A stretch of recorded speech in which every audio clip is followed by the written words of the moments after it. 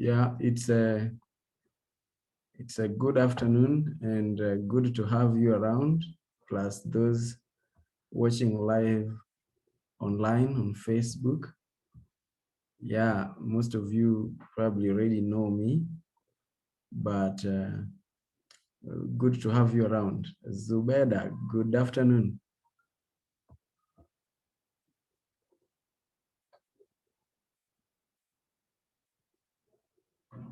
Are you able to hear me?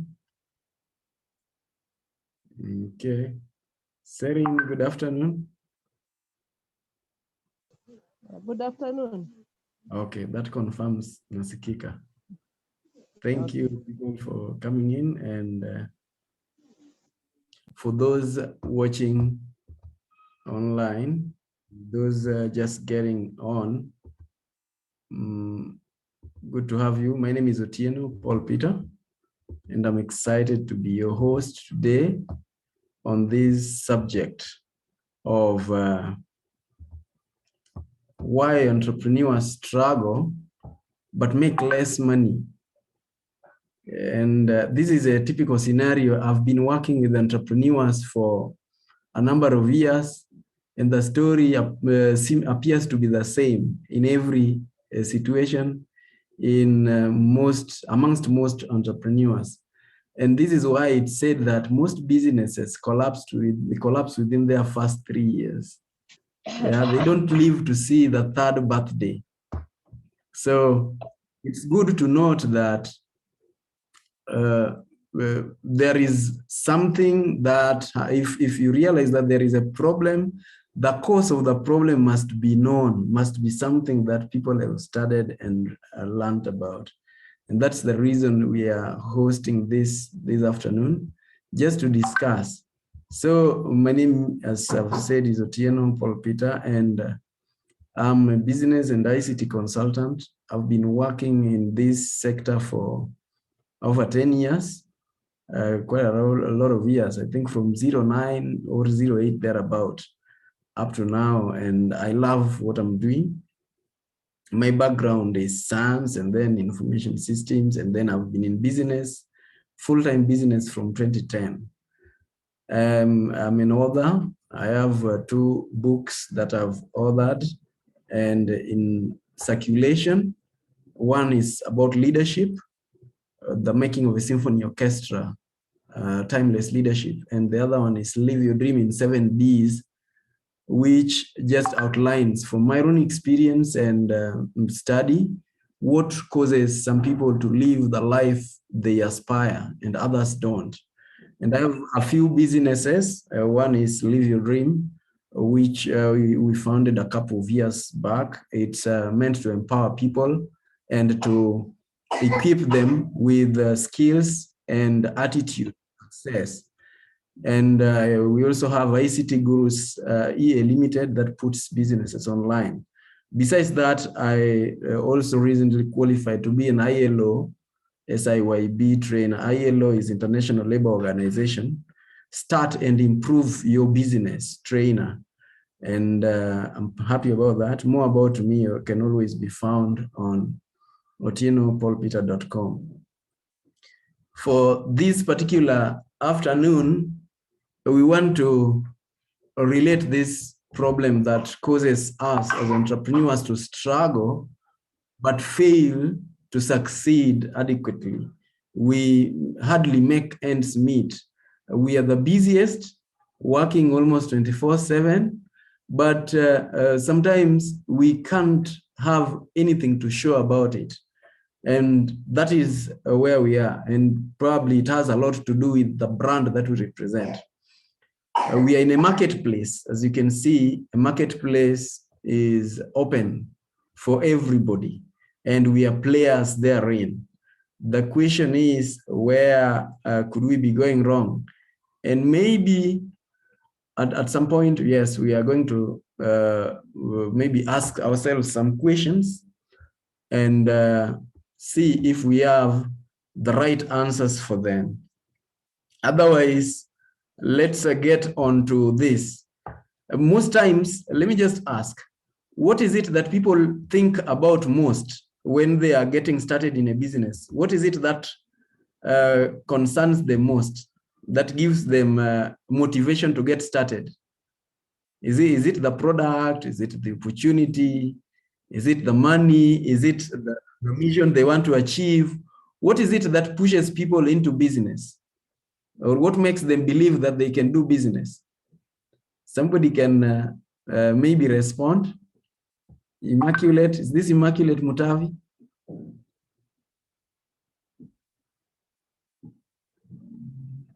Anybody who can say something? Yes, Immaculate?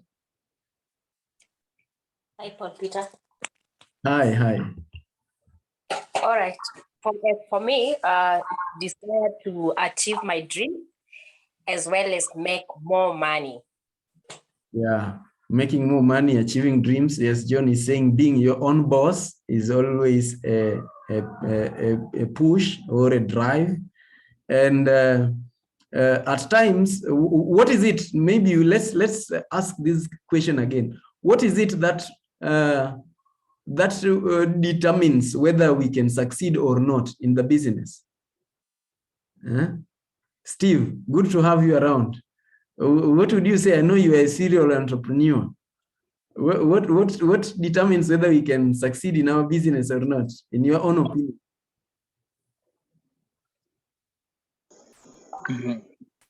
I think it's just a dream that we have within ourselves. Yeah. It's more of what pushes you to the next level, or what makes you wake up in the morning. Yeah. And basically, also, you need to actually, we talk about living our dreams.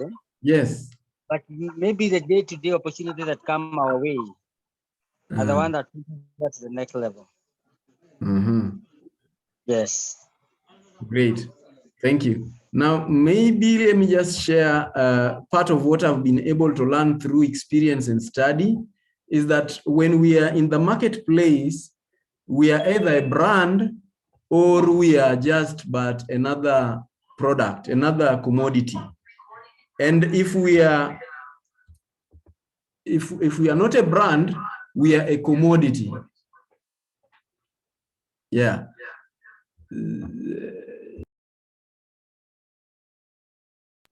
Sorry for that. There is an echo. So the one thing we need to always ensure is that we are a brand and we stand out in the marketplace. We are able to stand out in the marketplace. So what is it that most people think about? And how should we build our business in a way that is going to make us profitable and make entrepreneurs of us be able to succeed? Another thing is, what is it that we need to take care of and what is it that we don't seem to take care of and hence cause us to fail?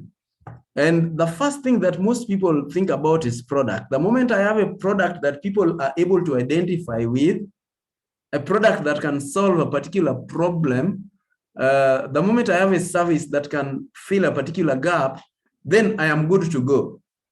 But that doesn't seem to be true, because you realize that having a product is one thing. Having the ability to make money out of that product is yet another.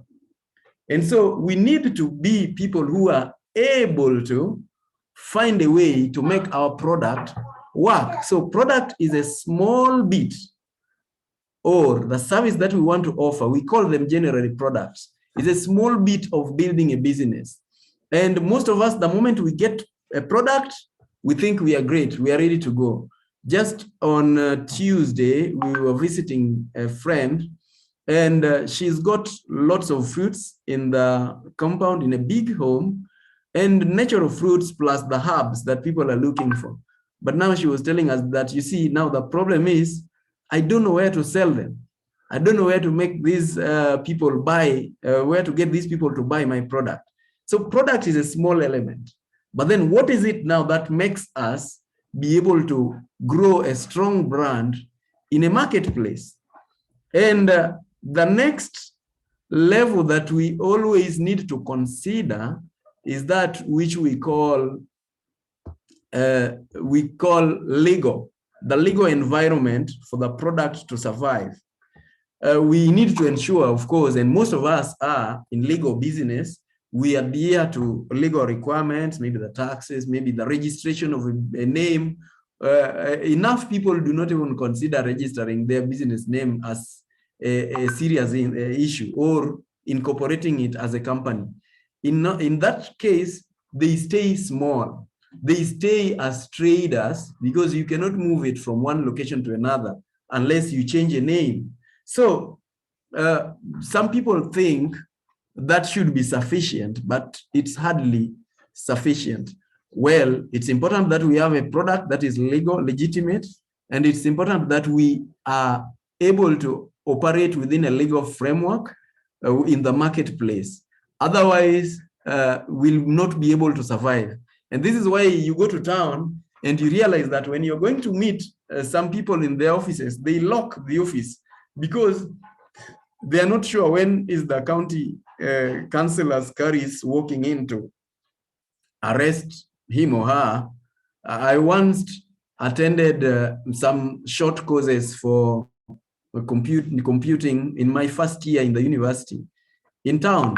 And most times I would go knock, call them, and then they come, open, and then they lock it after me. You see, because of the legal framework that under which they operate. And then, now this is where the problem starts. It starts with the system. Coca-Cola can produce millions of bottles today within a short period of time, let's say per day, because they now have a distribution system. Most of us entrepreneurs hardly think about the system through which our product or service is going to reach the intended customer. And that's a big deal. We do not think about the distribution system, the distribution network. We do not think about the accounting system that will make payment for our service effortless and something that can work for us. We do not think about the hiring system, that is HR system. We do not think about generally what will be able to make our business to operate in a way that it can grow and it can be duplicable. We say a system should be simple, duplicable, or at least expandable, and it should be something that we can teach other people to be able to operate. So if you are running a business, you need to come to think about it. Which systems do you have in place? Have you put structures? What is your accounting system? What is your distribution system? What is your operation system? What is your hiring system? So that you can always keep improving on the system as you gain experience, as time goes by, as you continue to build your business. If we get system wrong, then the business cannot grow up to a certain level. It will always stay within some reasonable limits. So each one of us need to be sure that we have put the right systems in place, and that will be able to enable our business even to grow and to proceed even when we are not there. And that's why it's said that a true business person, your business will not close because you're not there, because you are not the business, but you have put a system in place that will ensure that people can still access your services, your products, whether you as an individual is there or not. I've dealt with business people whose businesses go to the funeral with them, whose businesses go to the weddings with them. Today, I closed because I'm attending a wedding. Today, I'm attending my child's school activity or something like that. There is still no system, and so you can never be reliable. I love explaining this using the ordinary systems that people know. In a school system, we know that this is the time to start, this is the time to open the gates, this is the time to close, this is the time for this particular subject. Everything is laid out. The same thing if you check a hostel environment or a bank, you get into a bank, you know which time they close, which time they open, you know which process to follow when you visit any branch. And that is the same way you, as you're building your business, you've got to think in terms of what systems are in place to enable your business to be able to grow. And it's a big thing. We call it business building systems, BSS. Communication. Actually, communication can be put as part of the system, but it's so important that we cannot ignore it. We cannot just heap it together. If you look at this structure, it started from up, where we are talking about the product which you are bringing into the marketplace. And this product has to exist within this environment that is legitimate, a legal framework. And so the importance of these things grow as we move downwards. And if you notice, this structure is a triangle, and architects tell us that it's the most stable of the systems or of the structures that you will be able to see in any environment. And so we've got to know that we may have started with a product because we are excited about something or an opportunity that we saw we can fill in that gap. But then now we must consider these things going down. Now, let's talk about communication. What does communication in a business entail? Perhaps we can share briefly. What does it entail to communicate within a business framework? What does communication entail? Maybe we can listen to somebody like Becky.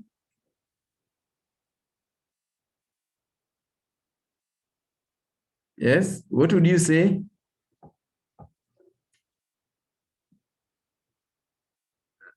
Huawei Y Pro 2019. What does communication entail in a business? You are muted, you are muted, you are muted.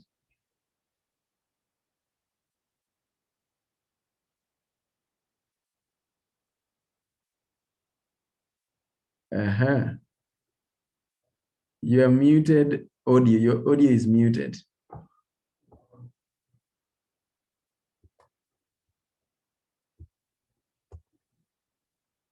Okay. You're looking for where to unmute, some button at the bottom, probably left. Okay, as you're looking for it, Cecily. Yes, Cecily. Good afternoon, everyone. Good afternoon. I think communication is passing on information about your product, its availability, its features, and also the cost. And then also passing on information to the employees, so that people out there get to know about your products, and your employees or staff members get to know more about the product, so that they can then pass it on to prospective customers and existing ones. Thank you very much. Thank you very much. Thank you very much about that. Yes, it's everything to do with that. Perhaps plus much more. Yes, Huawei, you are about to speak. You are ultimately managed to unmute. You are muted again. Okay. Yes. I'm okay. Yeah, I think the way you relate with your customers is also very important. The way you talk to them and the way you represent yourself to them and your product too. Thank you very much. Thank you very much. Muridi, what would you say? I think like one of the contributors said, it's multi-pronged. Yeah, I mean, let me say it is two-pronged. That is two approaches. One is like what she has said, the communication, intra-communication. That is the communication within the business itself. That is with the employees and maybe the stakeholders who are within. Do they understand the product? Do they understand the system themselves also, because they're also part of the system? So there need to be that flow of information so that the system works. Then there's also the external aspect. That is now the product is there, the employees know it, but then how does it now reach to the target market out there? So that's also needs also to be managed so that communication is well outlined, and it's I would say simple and to the point, so that customers don't have to ask a lot of questions about a product. Make it simple so that they understand it, and the experience with it it's going to be to take to be a great to give it a great mileage. Thank you. Thank you very much. So all of us agree that if we have a good product, we've complied with the legal environment, we've built in some systems and structures, but we miss the communication beat, then we are all going to get everything that we've done is nothing. Because how will people know about our product? So we've got to find a way to do this communication to the right target, the right audience, and this is now where marketing comes in. Communication to the expected market of our business, of our products, of our services. If we do not develop a marketing strategy, we are doomed. And you know, most entrepreneurs feel, though they were taught that chema cha jioza, kibaya cha jitembeza, or don't blow your own trumpet, or don't toot your own horn, and all these other things. But the truth is, if you do not take it upon yourself to tell people about your product, then how will they get to know about it? Everybody who is going to join you, even if you are building a team, you're hiring staff, they've got to listen, they've got to understand your vision, they've got to understand your product, they've got to understand which problem they are solving. And so there must be communication strategy, there must be marketing strategy. And then, as Murithi has told us, there is also communication internally. We can talk about internal customers and external customers. In fact, prior to calling them customers, they are prospects. At some point, we were discussing what's the difference between a prospect and a suspect, you see. And we all know prospects have the capacity to buy. They need it, and they have the capacity to buy. Sometimes we need to let them know that they need it. Just like in insurance, for example, or in other services, people may not know that they need it. In counseling, people may not know that they need counseling. In many other aspects, even in training, most people do not really know that they need some training, some capacity building. They will point elsewhere, thinking that that's where the problem comes from. But that's not true. They need to learn. We need to uncover their needs. And that's why it's important for an entrepreneur to learn how to communicate, and therefore develop a communication strategy. Communicate with your team, communicate with your partners. There are people we call partners in your business, depending on which business you're in. For example, you could be dealing with the laundry, and you need power. So your key partners are the power suppliers. You need the people who supply maybe the detergents and all sorts of things. All these people, your suppliers, you need to be communicating with them. You need maybe the person who, your landlord, where you operate your business. There must be communication, and there must be a system, a clear system or policy surrounding communication. When it comes to marketing, most businesses do less than the best in building their brand through marketing. Marketing is not shouting at the rooftop and telling people about how good your products are. We need to find intelligent ways of developing strength in the marketplace and improving or increasing our share in the marketplace. And that is something that we hardly think about, because we were told that the moment you have a good product, it will sell itself. Nothing sells itself. We've got to help people to know about it. We've got to find a way of communicating it. And I've seen this many times. Somebody goes, recently I got another customer for one of my businesses where I deal with nutritional supplements. And so I meet this lady, and she was my mentee. I was coaching her and helping her to build their company. And so we deviate and talking about health and everything. And she tells me lots of things. Then I start to explain how all these things tie together into the productivity. And she gives me big order. And she tells me, you know, people, there is somebody who keeps sending me some images or photos of products, but I've never understood them. I didn't even know why I may need them. So communication was lacking. They did not know. In fact, I've met enough entrepreneurs who do not even know how to make a sale, how to close a business, how to make people want to buy. Yeah, they have no idea about that. And a lot of people have a very negative connotation about selling, and yet they are entrepreneurs. Selling is not about I'm twisting people, trying to hoodwink them or cheat them into giving you their money. It is helping them to understand why your product is necessary for them, how it's going to help them. And sure enough, it should be able to help them. And this is something that most people do not want to think much about. And so when money is not coming in enough, when we are going down, any business that is going down, most times it is the customers that are few. It is the money that is not coming in. So we've got to be strategic. We've got to be deliberate about building our communication system, our communication strategy. And besides that, there is this which we call cash flow. Cash flow.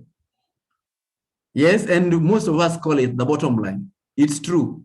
It is at the bottom of this pyramid. It is the base. It is the source of everything. Now, let's understand what is cash flow. Would somebody be able to be willing to share with us what they understand by cash flow? Yeah, cash flow. John, what would you say?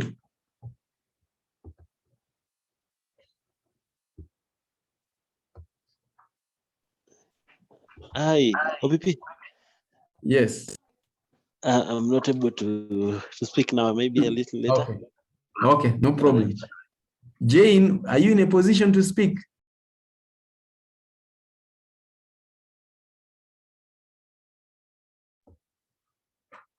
Anyone wants to say about cash flow? What does it mean to your business? What is the meaning of cash flow?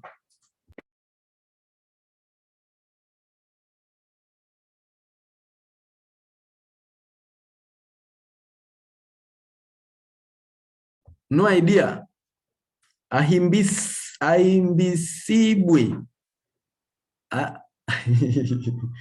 Aloysius. Hey, my friend, your name is very difficult. You can pronounce your name for us, and then you tell us something. Yeah, that is I'm Aloysius. I'm a stranger, so that's why my name is a bit hectic for you. I'm from Uganda. Currently, I'm in a place called Mbarara in Western Uganda, and I was in Kenya for my undergraduate. That's why I came to know this. Why I picked this link from St. Paul's group. So the cash flow is okay, as the word suggests, flow, you record the expenditures according the way they flow, maybe how you have spent from the first day, second day, and you come up with accountability. Then also maybe the way you use your money. So you record, and there you are able to identify that I have used this amount at this moment and for this purpose, so that it is easier for you to account. And as we have, I don't know if you had said about it, the business is a different entity from the owner, that even whatever you pick yourself, you record it, so that you know that I have used this one and this one and this one. That's how I can explain, not that I know it grammatically, but that's just my local understanding of that. Thank you. Thank you very much. You've done right. You've done good justice for it. Thank you very much, Aloysius. It is money. Cash flow is money. Money coming in, money going out. Eunice is saying cash flow is any amount received for business and used for its operation. Yes, for business. That's a big statement there. Your business, You know, for a human being, we talk of blood flowing in, and you always have to have some quantity of blood in your system to stay healthy, to stay alive. The same applies when it comes to our businesses. We need cash flow, and we need positive cash flow. The word positive is very important there. Positive cash flow means our expenditure should be considerably less than our income. Positive cash flow. Even when people are employed, they are earning salary, you realize that a number of them will always have expenditure column is longer than the income column, or at least at the bottom in terms of the amount. The true or the recommended, or the way it should be, is such that you have a bigger income than expense. And for a few workshops I've been able to have, you realize that I've seen somebody explain it this way. You look at Lake Victoria, most of you probably know Lake Victoria or have related with it. Lake Victoria has enough inlets, enough streams bringing in water. But then the outlet is largely just one, River Nile.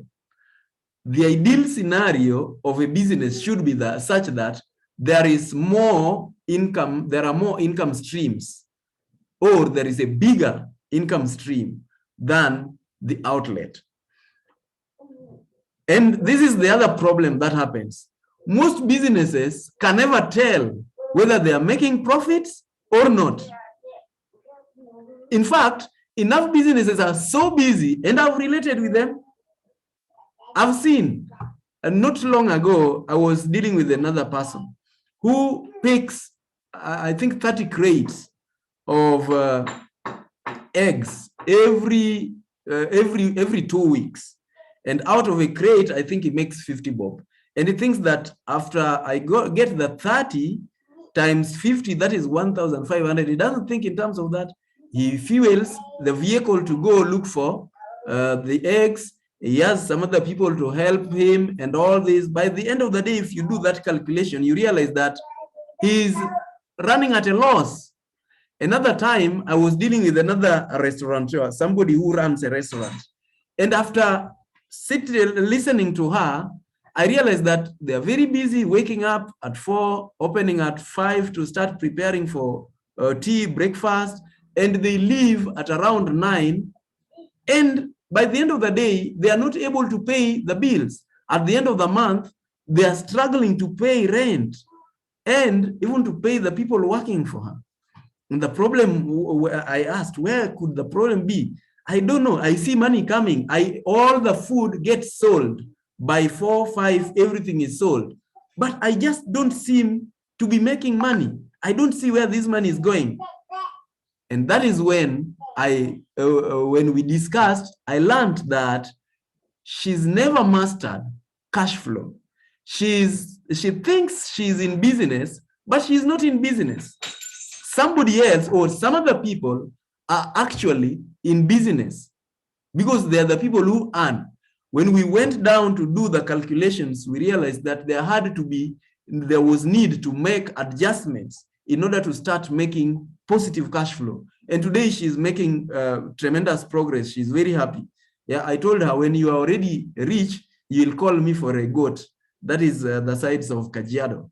And she's doing well. I'm waiting for that goat. You see, I dealt with another one who runs a big garage, not garage, but a car wash, big car wash with machines, with all sorts of things, and doesn't seem to be making money, but she thinks she makes money because she sees a lot of money coming in at the end of the day, at the end of the week, at the end of the month, but not doing maths right. Things just don't add up. And by the end of the day, they can't make ends meet. They run on debt, on bank loans. And that is what happens to most entrepreneurs. They see money, but they can't account for it. They can't see where the profit is. Enough entrepreneurs actually cannot tell. Are they making profits or are they running at a loss? I think at this point, before I go further, maybe we can ask ourselves,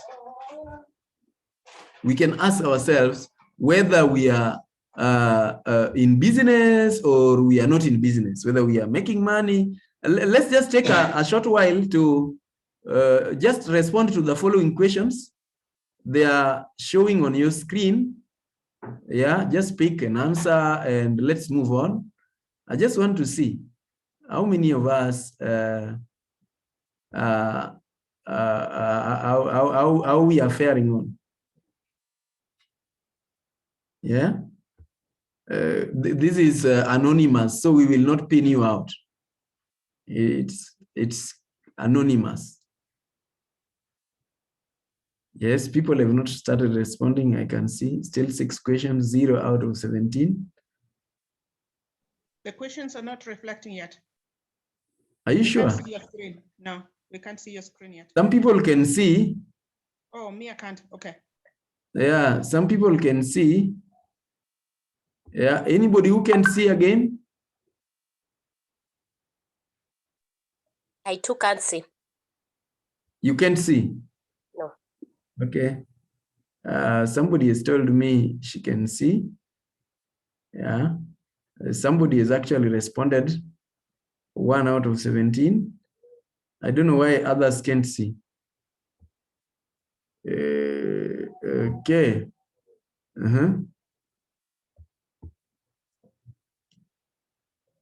Good. 2 people have responded. Could you adjust your screens? Maybe on a, I don't know whether you're using a phone or you're using a 3 people have responded. 4. Yeah, at least some people are seeing. Yeah. 6 people. Maybe we just need to reach about 10 or 11. Then we are at 41%. 41%. We are at 47%. 52%. That's good. We are almost closing. We are closing in under 30 seconds. Under 30 seconds.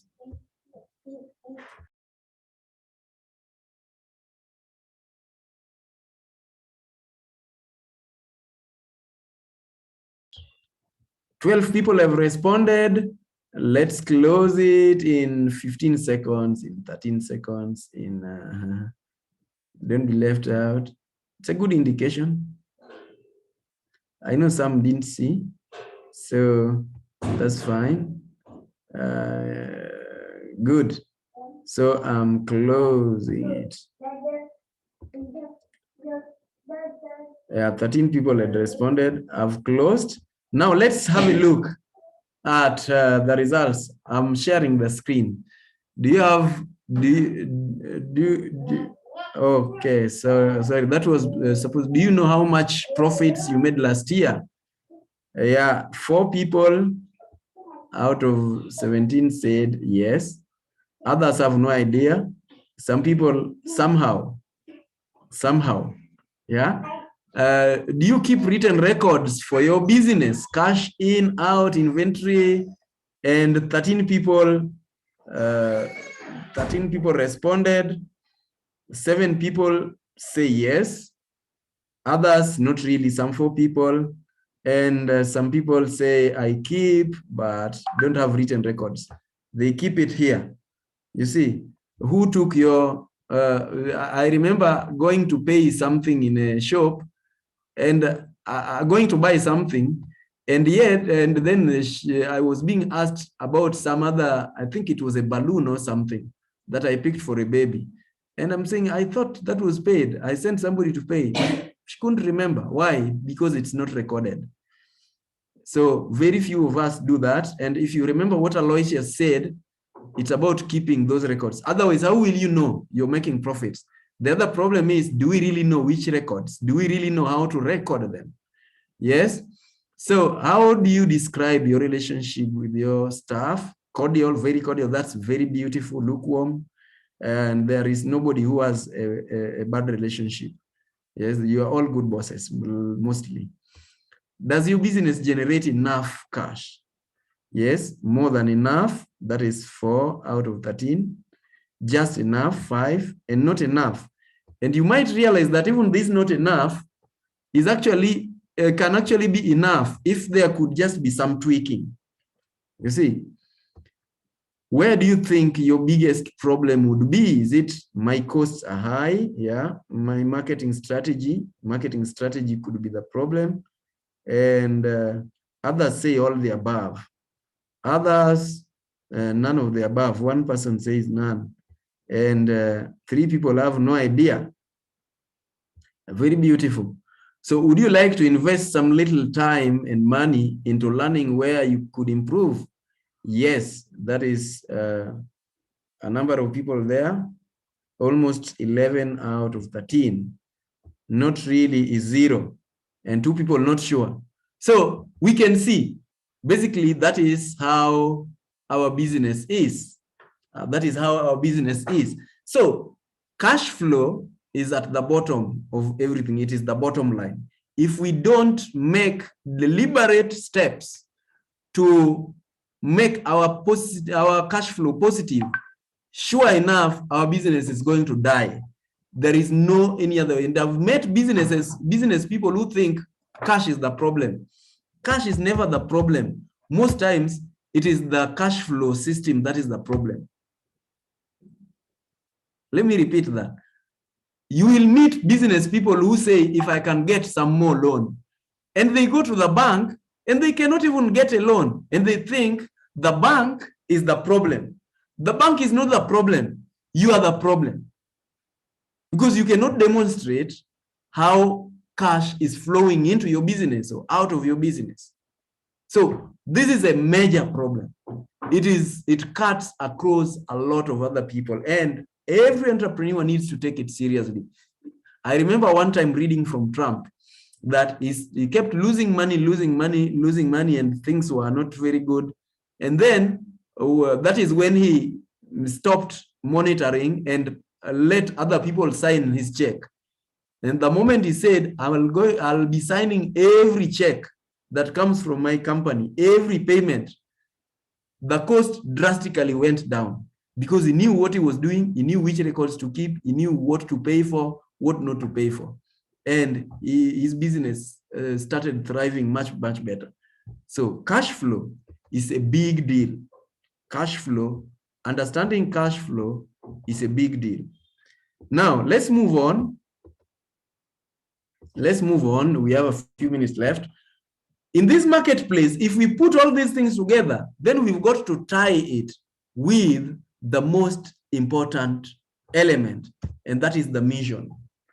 A business sits on mission. If a business starts just pursuing cash, you are just pursuing the cash, you are focused onto money only, then you're going to have a problem. Because if you're selling milk, you're going to start adding some water. You might start manufacturing milk instead of getting milk from a cow, because your mission moved.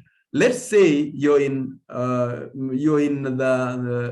industry, the medical industry. You're selling, let's say, drugs. You might start looking for counterfeit medicine, because you are focused onto just money. You do not have a strong mission. You do not have a strong calling. The problem you are solving is not really connected into your heart. And most times when entrepreneurs are starting business, they don't think of what is my personal mission? What is the mission of this my business? What problem do I want to solve? They think in terms of the profits only. So we've got to be people who are deliberate in crafting our mission and making it. And this is the spirit of the business. This is the spiritual need of the business, just like a human being has a spirit. If we do not get a strong mission that we are pursuing, we are likely to collapse, because we will not have the enthusiasm to go for it. We will not be able to communicate better for it. We will not be able to persist long enough so that people can know about it and start buying it. And remember, people buy our enthusiasm. You see, the other thing is a team. Now you notice that these ones are outside. They are the ones that form this particular structure. We are seated on a mission that we are accomplishing. And we have a strong team that keeps expanding as our need comes in. When you are starting up, you are the only team. You are the only team member. You are the first team member. But then you grow others, and part of your team can stretch into your partners. Yeah, in present day, you may not necessarily have employees within your residence or within your under the same roof, but you have partners with whom you do work together. For example, if you are a systems developer, you know that the moment we acquire a project, so-and-so is a project manager. We will work with them as a consultant. So-and-so is good at coding. We are going to use him at this. So-and-so is doing the following. For us in training, we know our network and we know the people with whom we work when we are running a particular workshop. So that forms part of your team, and you must vet them well. You must work in synchrony. There is a difference between a team and a group. And leadership, you are the leader. As the entrepreneur, the buck stops with you. You are the vision bearer. You are the person who knows the mission. You are the person who communicates the mission. You are the person who starts everything, and you know where you're headed to. So these three are like the three legs of a stool, the three-legged stool, the traditional stool. Without any of them, we are likely to collapse. So we must build our mission, because that is where our business stands. And most entrepreneurs do not relate what they are doing with their mission. And that's why they see it as work instead of labor of love. Instead of doing what they love, they just see it as work. Maybe they ended up doing courses that they cannot relate with. It's just work to them. So we must be aware of all this, and we must want to develop in our capacity, in leadership capacity, develop in our communication, develop in how we handle our team. And this is very important for you if you are going to develop a strong brand in a marketplace. So where is the gap in your organization? You can have a look as we close. Does your product or service stand tall? Is it built on that structure? Have you developed a clear strategy for communication? Have you mastered your cash flow? If you haven't, there is something you need to do. Where do you think you need improvement? And then what next? By the way, when I was building this training, somebody asked me, now that you have a lot of information to, you can poke holes here and there, what strategy, what solution do you have? And it reminded me that we actually have a training that is coming up. Let me just share it with you. Maybe some of you will be able to develop some interest in it. A training that is coming up. I want a brochure. Yeah, we have this one that has been developed. It's an international labor organization training that is coming up in the month of November, and I will be generous enough to offer discounts. It is my organization, Live Your Dream, together with the ILO-SIYB Association of Kenya, that is Start and Improve Your Business Association in Kenya, and the International Labor Organization generally. So improve your business with ILO-SIYB program. Do you have problems with marketing your products or services? Are you busy doing everything you can and see money come into your business but fail to see where the profit is? Do you have problems with staff or not being as productive? Your staff is not as productive as they should be. Do you want to minimize costs and maximize profit? Understanding that cash flow element. Yes, staying strong during COVID era and keep making profits, then this product is for you. You might want to try it out. And if you answered yes to any of these, any of the above questions, then this program is for you. It's a 4-day intensive program that it's starting on 15th of November, and it was 9,500 per day, including the meals, the materials that you will have, and the facilitation and the game and everything. IYB, or as the ILO programs are very material intensive. So you will have a lot of materials to carry home. There will be breakfast, lunch, and evening tea. And a day, it's supposed to be 9,500. But today, I said for people who are attending this, if anyone registers between now and the end of the month, that is Friday next week, I'm giving Friday next week as the day. That is Friday next week is on 5th. Then I will give them at 7,000 only.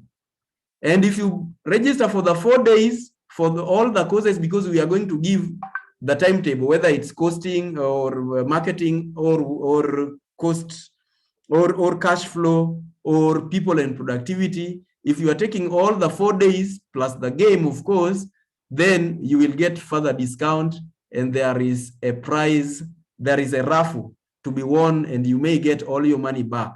But that is subject to registration for people who will register.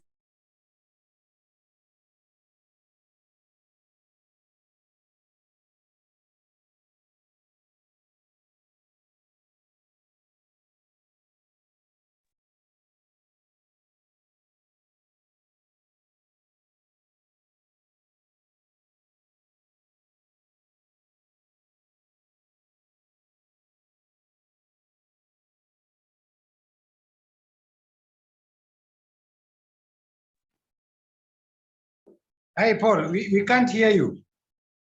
Sorry. You will be able to get information about, more information about that particular product, and it will be able to help you. That is our way of... At what point did you stop hearing me, Chris, by the way? I'm sure just for not long, I was able to be heard. So at this point, maybe I want to open up for questions. Questions, it's almost an hour now. Questions?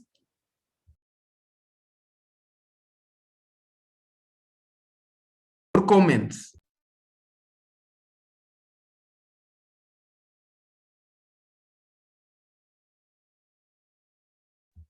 Are there questions? Are there? Yes, Aloysius.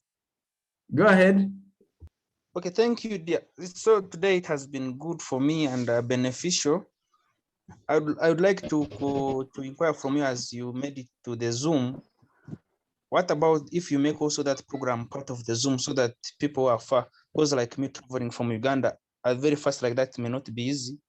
I don't know if you have the plan to make it online also. I don't know. Can advise us, yeah. Thank you for that. For this time, it will be because of the game element. What was possible was that there is an improve your business game that ILO always recommends for business people to also use and practice with. Because of that, it will not be possible to do this one using the virtual. But there are elements that can be done virtually, which we can consider at the first quarter of next year. So what you can do is just send us an email. I've put an email there and an email address there, and we will be able to, or you can just use the same form. There is an inquiry form on that particular website. You can make an inquiry, and we'll be able to respond and let you know when we are organizing a virtual version of the same. And that will be able to help. Okay, thank you. Great. Any other question?